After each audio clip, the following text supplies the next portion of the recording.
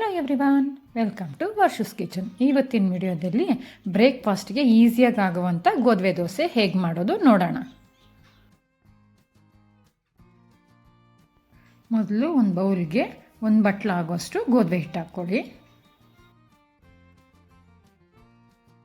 ರುಚಿಗೆ ತಕ್ಕಷ್ಟು ಉಪ್ಪು ಹಾಕಿ ಎರಡನ್ನು ಮಿಕ್ಸ್ ಮಾಡ್ಕೊಳ್ಳಿ.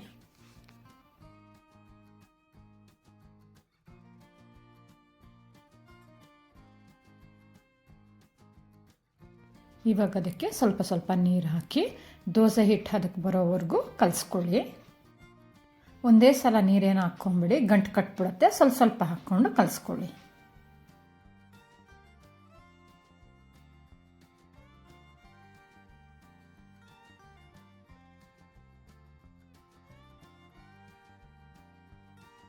ನೋಡಿ, ಇಷ್ಟು ಮಾತ್ರ ಬಂದರೆ ಸಾಕು.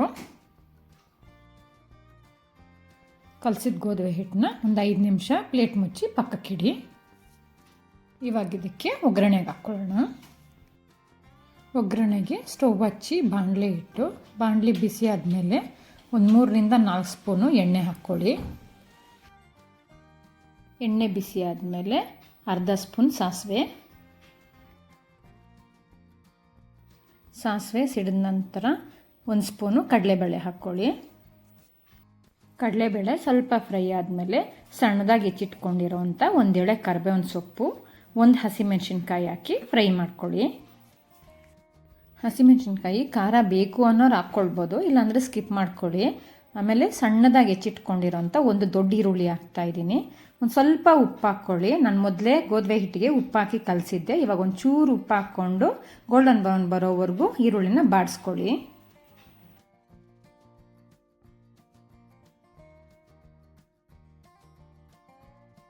ನೋಡಿ, ಈರುಳ್ಳಿ ಇಷ್ಟು ಫ್ರೈ ಆದರೆ ಸಾಕು. ಸ್ಟವ್ ಆಫ್ ಮಾಡಿ ಸಣ್ಣದಾಗಿ ಹೆಚ್ಚಿಟ್ಕೊಂಡಿರೋಂಥ ಕೊತ್ತಂಬರಿ ಸೊಪ್ಪು ಹಾಕಿ ಕಲಿಸ್ಕೊಳ್ಳಿ. ಮೊದಲೇ ಕಲಸಿಟ್ಕೊಂಡಿರೋಂಥ ಗೋಧಿ ಹಿಟ್ಟಿಗೆ ಮಾಡಿಟ್ಕೊಂಡಿರೋಂಥ ಈರುಳ್ಳಿ ಒಗ್ಗರಣೆ ಹಾಕಿ ಕಲಿಸ್ಕೊಳ್ಳಿ. ಈ ಟೈಮಲ್ಲಿ ಸ್ವಲ್ಪ ಗಟ್ಟಿ ಅನ್ನಿಸಿದ್ರೆ ಸ್ವಲ್ಪ ನೀರು ಹಾಕ್ಕೊಂಡು ಕಲಸಿ ದೋಸೆ ಹಿಟ್ಟು ಅದಕ್ಕೆ ಮಾಡ್ಕೊಳ್ಳಿ.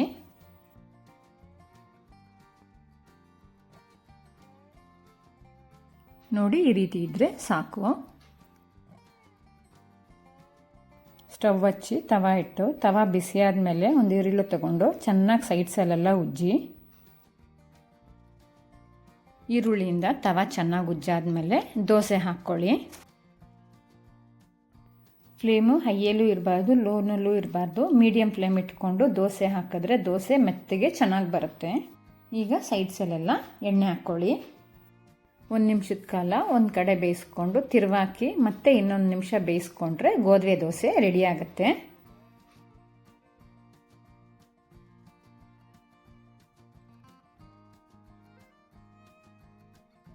ಮತ್ತೆ ತವಾಗೆ ಈರುಳ್ಳಿ ಉಜ್ಜಿ ಇನ್ನೊಂದು ದೋಸೆ ಹಾಕ್ಕೊಳ್ಳಿ. ಒಂದು ದೋಸೆಗೂ ಇನ್ನೊಂದು ದೋಸೆಗೂ ಮಧ್ಯದಲ್ಲಿ ಈರುಳ್ಳಿ ಉಜ್ಜಲೇಬೇಕು ತವಾಗೆ, ಇಲ್ಲಾಂದರೆ ಗೋಧಿ ದೋಸೆ ಆಗಿರೋದ್ರಿಂದ ತವಾಗೆ ಮೆತ್ಕೊಂಡ್ಬಿಡುತ್ತೆ. ಇದೇ ಥರ ಪ್ರೊಸೀಜರಲ್ಲಿ ಒಂದಾದ್ಮೇಲೆ ಒಂದು ದೋಸೆ ಹಾಕ್ಕೊಂಡ್ರೆ ರುಚಿಯಾಗಿರುವಂಥ ಗೋಧಿ ದೋಸೆ ರೆಡಿಯಾಗಿದೆ. ನೀವು ಮನೆಯಲ್ಲಿ ಒಮ್ಮೆ ಟ್ರೈ ಮಾಡಿ.